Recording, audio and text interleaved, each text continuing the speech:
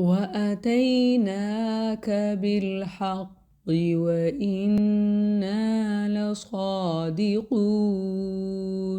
وَأَتَيْنَاكَ، اور ہم تمہارے پاس آئے ہیں، بالحق، حق کے ساتھ، وَإِنَّا، اور بے شک ہم، لَصَادِقُونَ، البتہ سچے ہیں، اور ہم تیرے پاس حق لے کر آئے ہیں، اور بلا شبہ ہم یقیناً سچے ہیں۔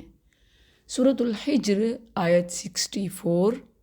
And we have come to you with truth and indeed we are truthful۔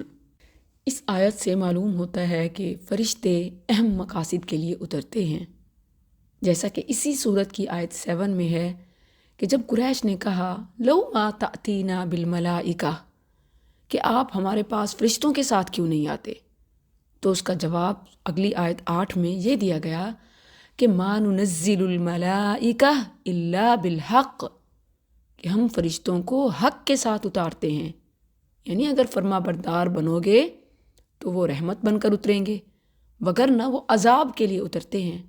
فرشتے جب ابراہیم علیہ السلام کے پاس آئے تو وہاں بھی انہوں نے کہا حق کے ساتھ آئے ہیں۔ ہجر آیت 55، قالوا بشرناک بالحق، انہوں نے کہا کہ ہم آپ کو حق کے ساتھ خوشخبری دیتے ہیں، اور یہاں بھی انہوں نے کہا کہ حق کے ساتھ آئے ہیں۔ وَأَتَيْنَاكَ بِالْحَقِّ، وہاں حق سے مراد خوشخبری تھی اور یہاں حق سے مراد عذاب ہے۔ تو معلوم یہ ہوتا ہے کہ حق کا حقیقی مطلب سچا مقصد ہوتا ہے، یعنی حقیقی مقصد کے ساتھ فرشتے آتے ہیں، فرما برداروں کے لیے خوشخبری لے کر اور نافرمانی کی صورت میں عذاب لے کر۔ لوط علیہ السلام کی قوم مجرم تھی، ان کے لیے یہ عذاب لے کر آئے۔